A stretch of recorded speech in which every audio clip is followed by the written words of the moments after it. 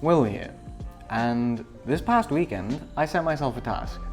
You see, I've had a Super 8 camera floating around the house that I borrowed from my friends over at Skid Cameras to put a roll through for like the last 3 months now. And over the weekend I figured, okay, I really need to go find something I want to film, because the struggle with it is it costs so much money to send it overseas that anything I film needs to really be worth filming.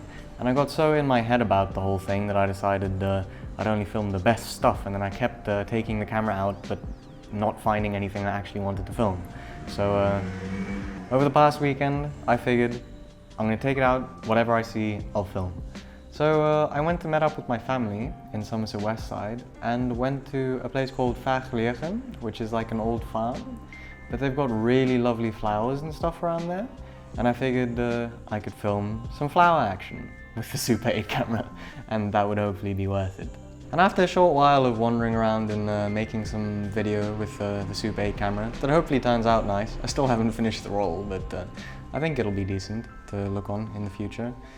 I heard a call from my sister, Rain, I think, and she said, "There's bees here!" And I thought, ooh, there's bees. I already know there's flowers. It's time to hop into action and make some bee photographs. And if you've hung around the channel for a while, you'll know I have somewhat of a fascination with bees and photographing bees on flowers. Not necessarily because I like either as subject matter particularly. They are wonderful subject matter, but that's not my main interest. My main interest is I find it super challenging to do, and I like challenging myself, and it's always a challenge to photograph a bee on a flower in a way that turns out the way I like it. So I decided I'll leave the Super 8 for now and go challenge myself with some bee photographs. The other challenging aspect of the day and photographing bees and flowers was that we were there at midday, so the light was directly above, and that's a horror topic for a lot of people, I know, because folks don't really like midday light. And I understand that as a concept because I do a lot of portrait work and I photograph people quite often, and in midday photographing people or landscapes can be really, really bad depending on the way the shadows are falling, because it isn't pleasing. But flowers, fortunately, track light. So if the light is directly overhead at midday, the flower is going to be pointing in the right direction as long as you can angle it correctly.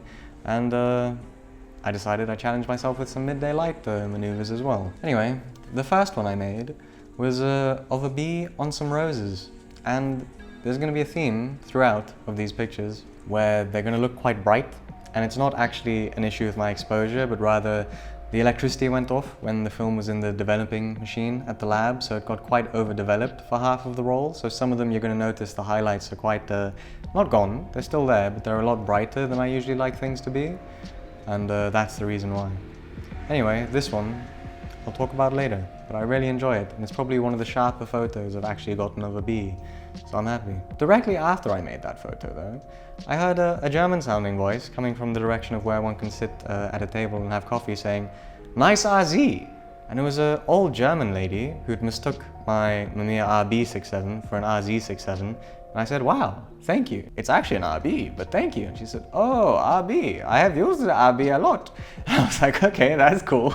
And then I decided, well, if she knows RZs and RBs, I might as well have a conversation and find out what exactly she used to photograph. And as it turns out, the first thing she said after saying that she was familiar with the camera was, "I've dropped one out of an airplane before." And as it turns out, she used to photograph South African Airways planes from a different plane alongside them up in the sky. And one day, over Pretoria, she dropped an RZ out of a plane. And apparently it got recovered, and there was some salvageable aspects to it, because it landed in like a fountain or something, she said. I'll take that with a grain of salt, but it's still cool that she knew what an RZ was, and I had minor hope for a moment that she might have one that she was going to be like, "Oh, take this one, I don't need it anymore." Unfortunately, that didn't happen, but she was lovely and very interesting. Anyway, after determining that there wasn't a free RZ to be had, I started to wander on again, and she asked if I was photographing the bees and flowers without a filter, and I said no, and she was like, "Well, we'll see how that turns out." So I suppose we get to see how it turns out now. I'm quite happy with some of them. At this point though, I shot a bunch more Super 8 and had Maya film it. Unfortunately, Maya filmed the in-between parts between me shooting Super 8 rather than the actual me shooting Super 8 thing. So I got like 6 minutes of her holding the camera under her arm, walking around while I was finding something to film, but the actual act of filming ends directly as she lifts the camera to push the record button, because she filmed the in-between moments. It's all good though, because I think the footage is still going to be cool anyway. After moving on from the roses and shooting some Super 8, we ended up in a garden of what I think are called cosmos flowers, and they're really beautiful. Just the way that they like sit as flowers is amazing, and once again there are a bunch of bees around. Not enough for them to be consistently on the flowers that I wanted them on, but I employed my usual tactic for photographing bees, which is to find a frame I want to make and then stand around for a while. And I think I stood in that like group of flowers for like 8 minutes or so in the sun, holding the same position before some love bugs started crawling up the stem. I don't know if they're actually called love bugs. I call them love bugs because they're like always touching bottoms. Anyway, I photographed them, and then like almost directly after I photographed them, a bee landed on a flower below. And I thought to myself, this flower might be close enough so that if I focus on the bugs or the bee, both of them will be in focus, and it'll be the penultimate bee photograph because it's got 2 different types of bug and both of them are in focus, and it's a nice frame. And this is what I ended up with. I think I did a decent job. One of them is slightly out of focus, but minorly, only in a way that you'd notice if you blew it up super big. And focus isn't really the ultimate thing anyway for me. As long as the frame has a good vibe to it, then I'm happy. I'm not saying I don't like sharp focus. I mean, a lot of my pictures I painfully strive for sharp focus in, but I'm not going to be so bummed about not having perfect focus in a frame that I never use it, you know? Like this one. I quite like it. As we were leaving that portion of the garden, which had a lovely fountain in it as well, I noticed a dahlia, I think it's called, like a really wonderful, super compact but full flower, and I made this photograph of it, in spite of there not even being a bug on it, because I thought it was a nice enough flower to warrant a picture on its own. And after making that picture, I kind of decided, okay, I've made enough like bee photos and flower photos, and we started to wander on.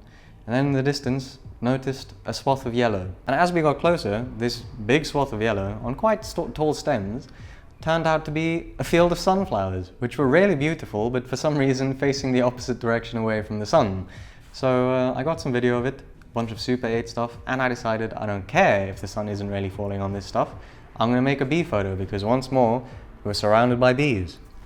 Unfortunately, at this point, the wind had picked up though, so after maybe a couple minutes of standing around struggling, waiting for the flower to sit still with the bee on it long enough and the bee not to fly away and yada yada, I asked my mom to help me hold the flower, so she held the flower, and it still moved a decent amount, which is why there isn't perfect pin-sharp focus on this, but the photo is really nice.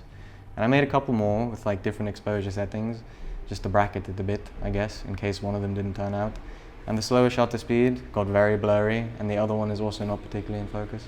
Overall though, I'm super happy with the photographs. I mean, as a day out making photographs, I really enjoyed it because I challenged myself with the bee and the midday light and all that sort of thing, and I got away with some photographs I really, really like. It's nice to challenge oneself.